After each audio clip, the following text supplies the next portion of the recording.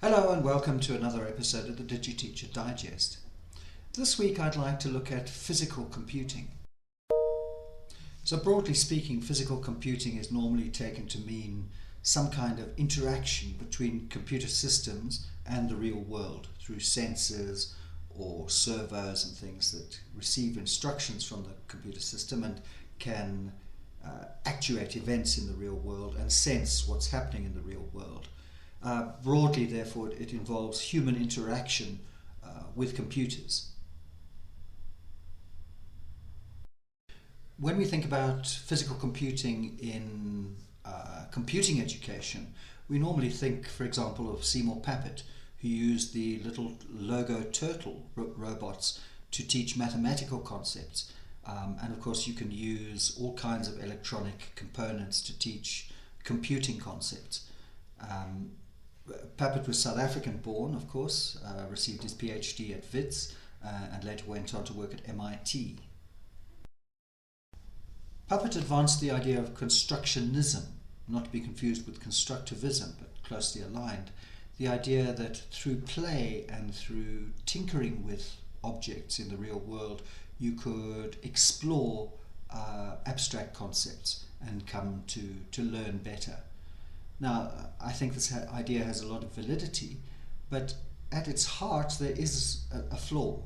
And that flaw, I think, can be best expressed by the idea of the scholar's dilemma.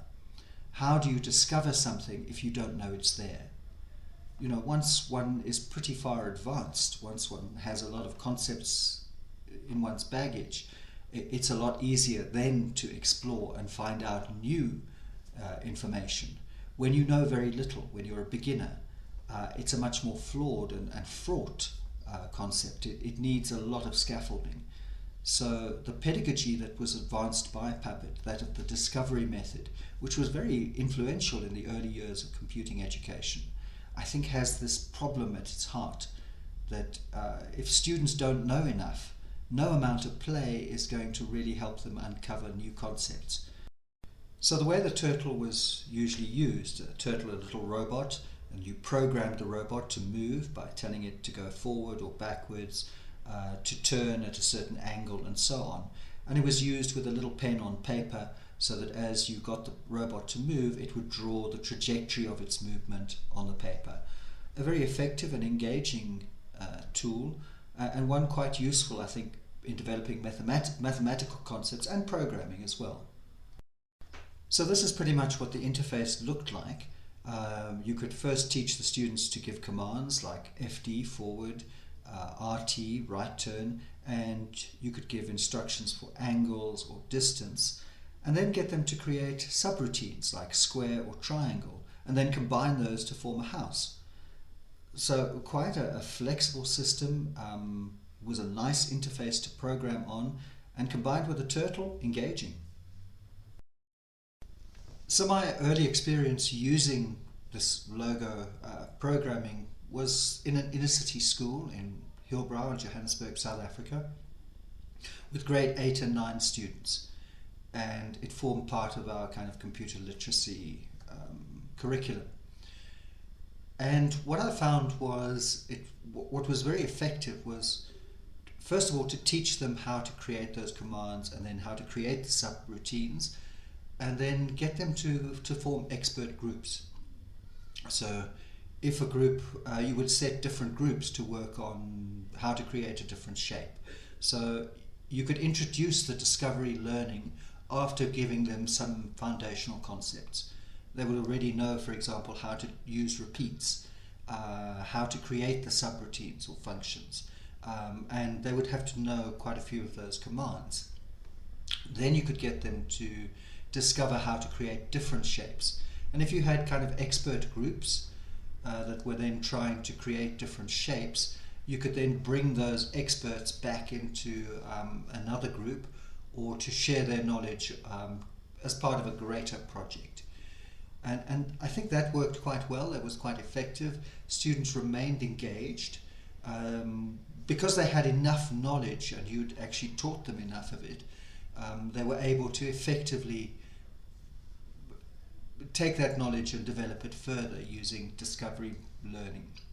I think if you tried to throw students in at the deep end without any kind of scaffolding, it would be completely disastrous.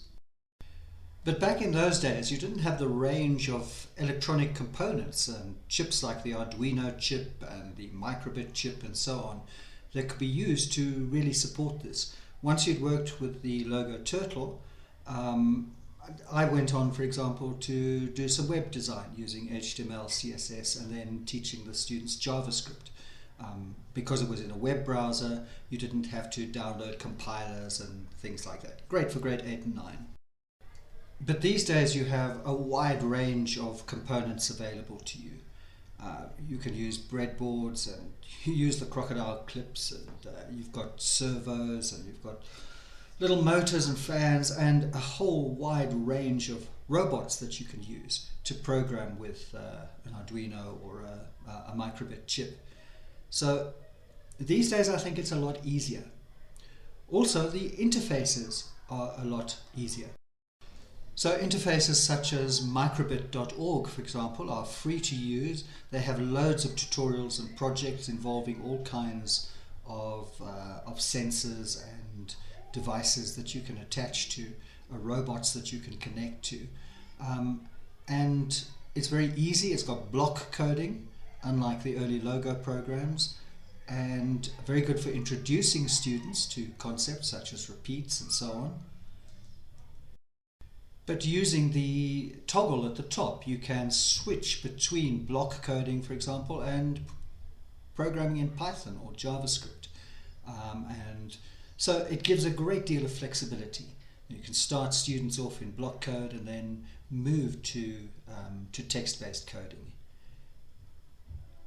All for free. And given the expense of electronic components and robots and things like that, I think that is an absolutely vital consideration. If you are able to choose a platform where you can teach students to do the coding part of it at least, and it's an online program, so all you need is internet and you need a browser, then you can start them off even before you have components available. Most of them have some kind of visualizer so that you can see what your code is doing, and you can then introduce in a modular fashion year by year, you can introduce more and more components. Of course there is attrition, so robots break. Students will take a wheel and they'll play with the wheel and then the wheel doesn't work anymore. This happens, so you constantly have to replace equipment which has been broken by students. But if you choose wisely, you can choose chips, for example, that are very cheap, like the microbit chip, and you can choose robots which are cheaper. You don't have to go for the very expensive ones. Most of the robots, even in a kind of low or mid-price range, have ultrasonic sensors, for example, which allow for wall detection, and they have line-following sensors. So there is a lot you can do for relatively modest budgets. I don't think you can ever get away with kind of free approach. So I think you need to think about selecting a platform, and I know opinions differ vastly. The WhatsApp groups, for example, on coding and robotics in South Africa are filled with people who are wedded to what they use, and they really enjoy that, and as am I. And we obviously push our favorite options, but I think you need, at the end of the day, to try and cut expenses as much as possible, and that means a platform like the microbit.org where students can freely use it, whether you have components or not. And then you need a kind of approach where each year you can take a fairly limited budget and provide more and more. And I think if you follow that approach, you can quite quickly build up quite a library of components that you can use. The servos, different sensors, breadboards, the crocodile clips, and don't forget the batteries. You're going to need a lot of batteries and adequate recharges of batteries. And if you have a few cheap robots, I think that's absolutely great, as long as you have a set which can be used in a class. So preferably something like the microbit chips, if you've got one chip between two students, And then if you've got one robot between about 4 students, then while one group is going away and recoding because they have to tweak their code, the other group can be testing it out on the robot, and then they make an exchange, and you can keep a class going that way. So for a class, I would say something like one chip, like an Arduino chip or a microbit chip, between 2 students, and for robots, about one robot for every 4 students is what I found to kind of work the best. So if you look at this little fellow, this is a DF Robot McQueen. It was about 550 Rand, and the microbit is about 360 Rand. And if you buy class kits, you can get them for cheaper. That comes with the batteries and the connections and everything.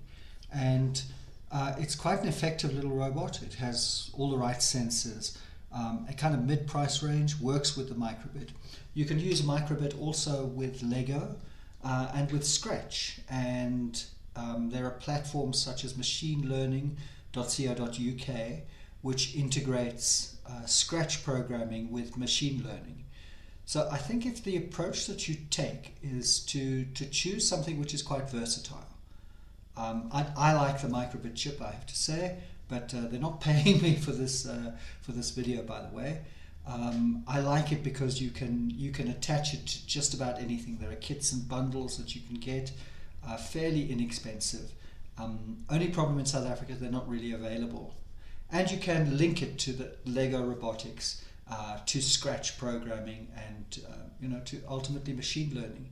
So it is very versatile, and one of the problems I think that we're facing these days, when I first started back in those Logo Turtle days, all the kids were in the same place. So they were grade 8, grade 9 students. They had had no exposure to computing whatsoever.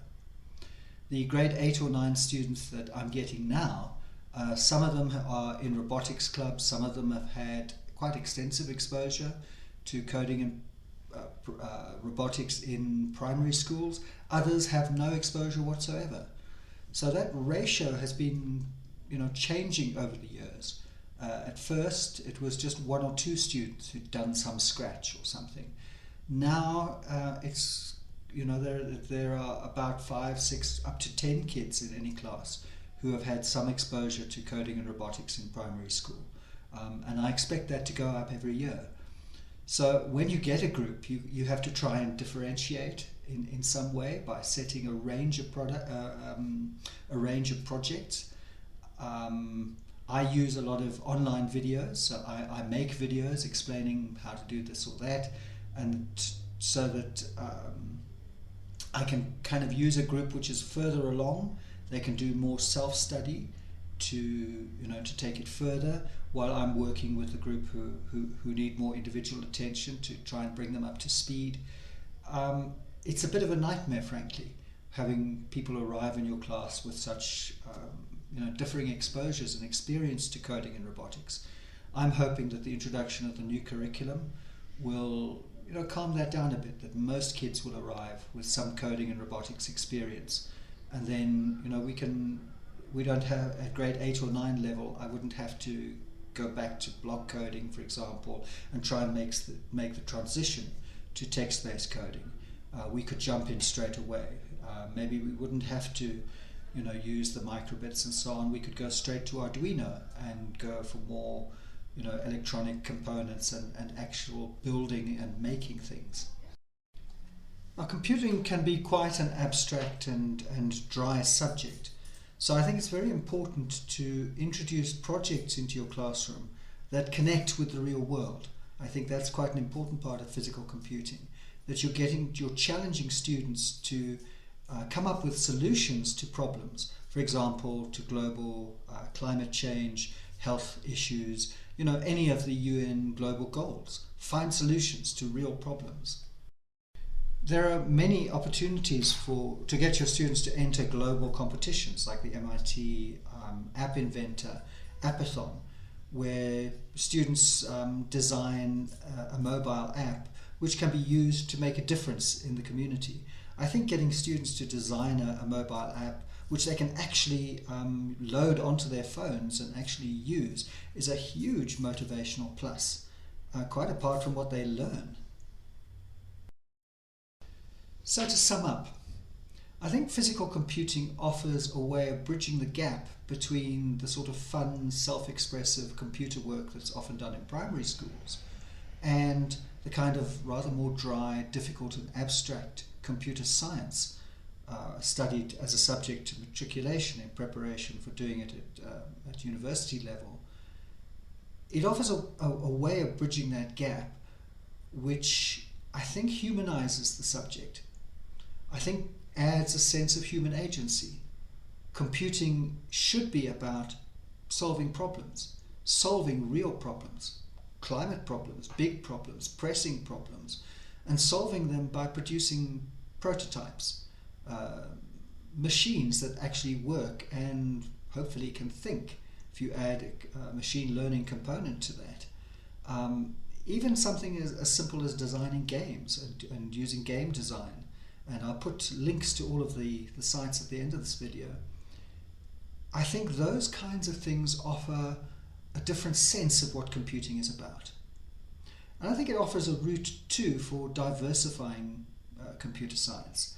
I think it's seen a bit of a male preserve, perhaps a white male preserve.